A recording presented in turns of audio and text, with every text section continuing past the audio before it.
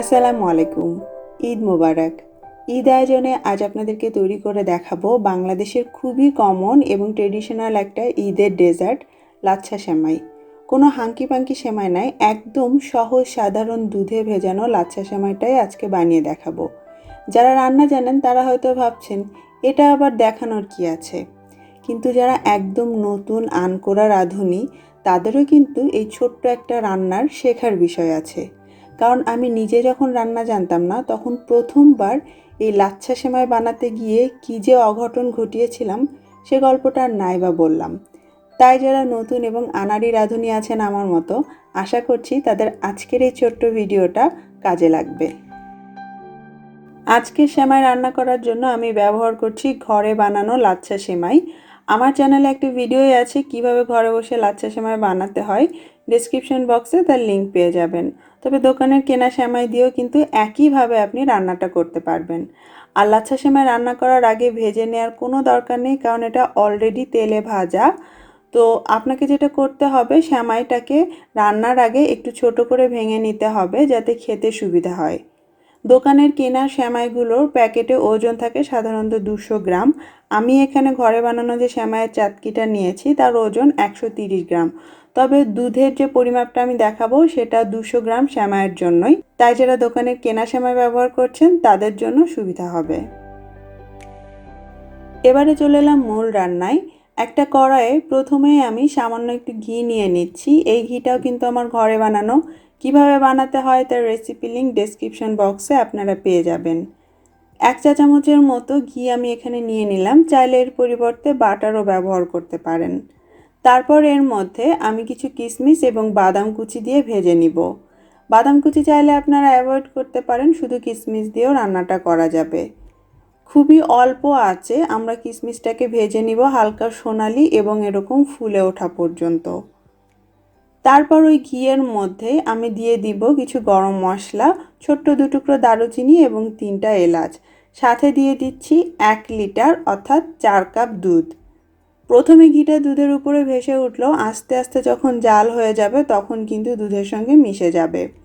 আমাদেরকে এই দুধটা জাল করে কিছুটা ঘন করে নিতে হবে, অনেক বেশি ঘন নয়।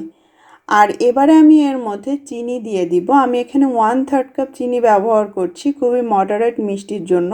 যারা মিষ্টি বেশি খান তারা 1/2 কাপ বা তার থেকে বেশি চিনি ব্যবহার করতে পারেন। তবে দুধ কিছুটা জাল হলে এমনিতেই কিন্তু একটা মিষ্টি ভাব চলে আসে। তো আপনার নিজের পছন্দ মতো 1/3 থেকে 1.25 কাপ পর্যন্ত আপনি চিনি এখানে দিতে পারেন। আর দুধের তলা এভাবে ঘেঁষে ঘেঁষে আমরা ভালো করে জাল করব যাতে নিচে মিল্ক সলিডটা না জমা হয়, দুধটা পারফেক্টভাবে ঘন হয়। 4 কাপ দুধকে 3 কাপের মতো ঘন করলেই এনাফ, খুব বেশি ঘন করার দরকার পড়ে না। আর চাইলে কিন্তু আপনারা গুঁড়ো দুধ দিয়েও এই সেমাইটা রান্না করতে পারেন। যখন দুধটা জাল করা হয়ে যাবে তখন এর ভেতর থেকে গরম মশলাগুলো আমি তুলে ফেলে দিব। এখন এই গরম দুধ সরাসরি আমরা সেমাইয়ের উপর ঢালবো না, অথবা সেমাইটাও এর মধ্যে দিয়ে নাড়বো না, তাহলে কিন্তু একদম আটাঘুটা হয়ে যাবে। যেটা করব, 5 মিনিট অপেক্ষা করব, চুলাটা বন্ধ করে দিয়ে এইভাবে একটু নেড়েচেড়ে নিব যাতে দুধের ভেতরের অতিরিক্ত গরম ভাবটা চলে যায়। এখন যে পাত্রে আপনি পরিবেশন করতে চান সরাসরি তাতে ভেঙে রাখা সেমাই এবং ভাজা বাদাম কিশমিশ দিয়ে তার উপরে গরম দুধ ঢেলে দিতে হবে। আর দুধটা এমনভাবে ঢালবেন যে সেমাই যেন অবশ্যই দুধের থেকে অনেকটা নিচে থাকে, কারণ এই সেমাই খুব দ্রুত দুধ টেনে নেয়। 10 মিনিট মতো অপেক্ষা করবেন। যদি 10 মিনিট পরে দেখেন যে সেমাই অনেকটা দুধ টেনে নিয়েছে তাহলে আরও কিছুটা দুধ আপনি এর মধ্যে ঢেলে দিতে পারেন। তারপর আমি একটু নেড়ে চেড়ে দিচ্ছি, দেখতেই পাচ্ছেন এখন কিন্তু দুধের কনসিস্টেন্সি ঠিক আছে। যখন ঠান্ডা হবে এটাই গা মাখা মাখা হয়ে যাবে। তারপর অপেক্ষা করব এই সেমাইটা পুরোপুরি ঠান্ডা হওয়া পর্যন্ত। ঠান্ডা হয়ে গেলে সাজানোর জন্য ওপর দিয়ে আরও কিছু বাদাম কিশমিশ দিয়ে সাজিয়ে দিচ্ছি, তবে এটা একেবারে অপশনাল। ব্যাস তৈরি হয়ে গেল আমাদের দুধে ভেজানো লাচ্ছা সেমাই। খুব সহজে এই সেমাইটা আপনারা ঈদের দিন সকালেই রান্না করে নিতে পারবেন। জাস্ট কয়েকটা জিনিস আপনাকে খেয়াল রাখতে হবে।